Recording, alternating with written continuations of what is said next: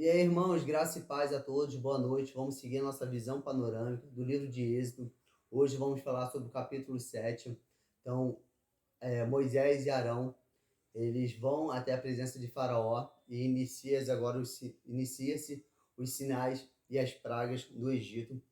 E aí nós vamos ver que o Senhor envia os sinais e as pragas, mas ele protege o seu povo, os israelitas que estão em Gozém, né, na cidade ali, e ali eles estão protegidos e guardados dessas pragas.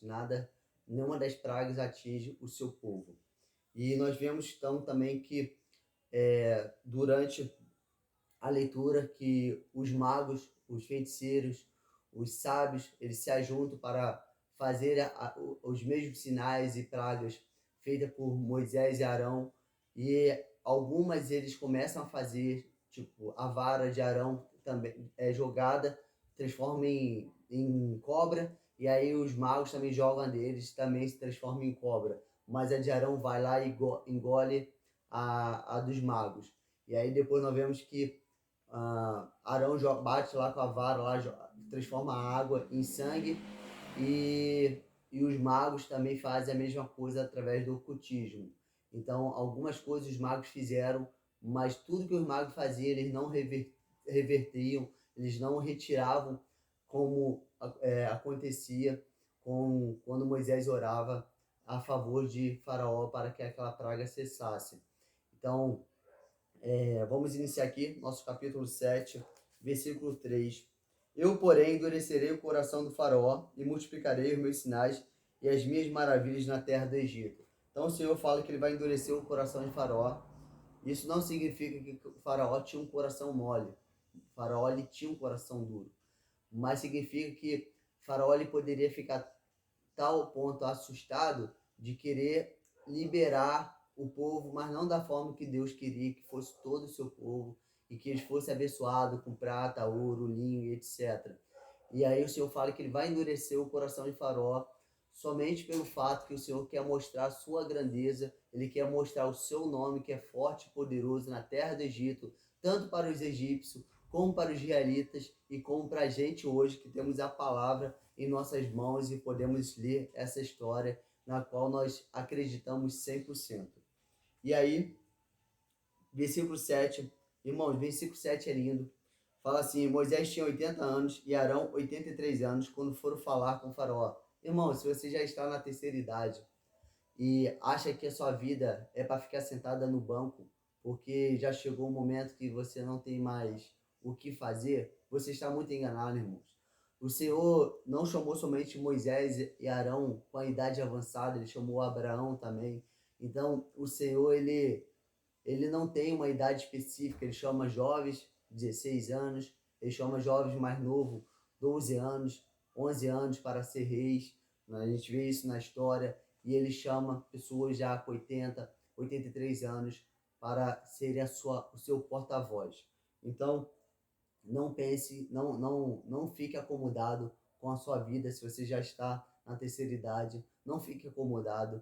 Existe um renovo do Senhor. Existe mais do Senhor para você viver. Sempre existe mais do Senhor.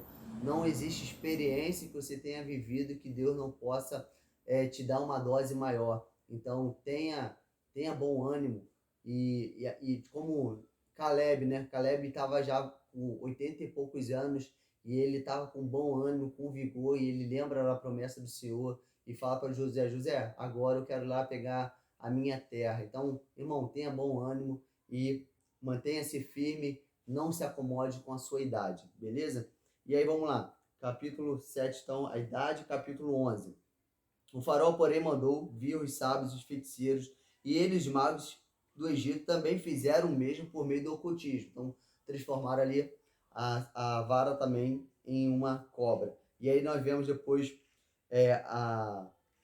as águas transformadas também em sangue. E aí a primeira praga foi essa, que é do versículo 19 em diante.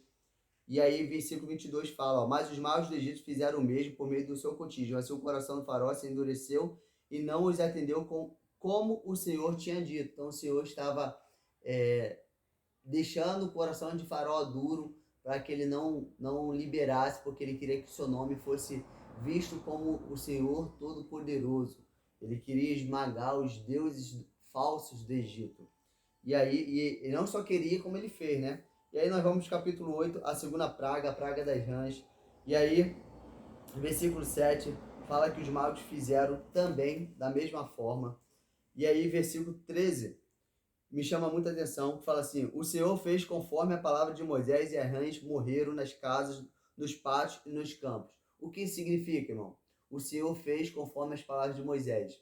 Irmãos, quando nós obedecemos a voz do Senhor, muitas coisas vão acontecer que nem todas serão uma direção 100%, tudo que você vai falar é do Senhor. Coisas que você vai falar que é de você mesmo. E o Senhor vai assinar embaixo aquilo que você vai falar, porque você está sendo obediente à voz dele. Então Moisés ele foi até o faraó, e aí o faraó falou que iria deixar, enganou Moisés, e aí Moisés falou: amanhã de manhã irei orar por você e as pragas vão sumir.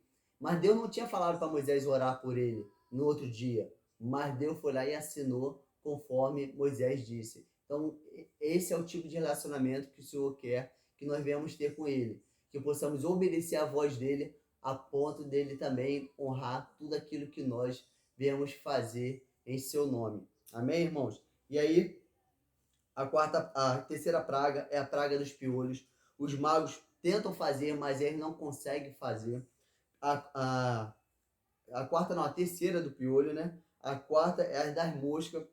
E, e aí, o que me chama a atenção aqui também, de novo, é o versículo 31.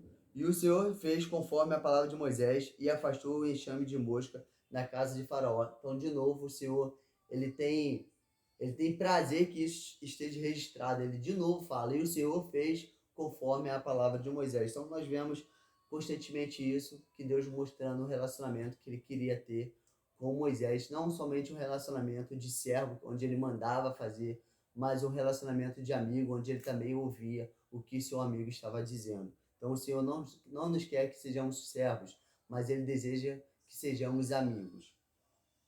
E aí, irmãos, nós terminamos aqui o capítulo 8 e o capítulo 9 da visão panorâmica do livro de Êxodo. Graça e paz aos irmãos, que o Senhor venha nos iluminar e nos dê perseverança para permanecermos firmes na palavra continuamente. Amém? Graça e paz.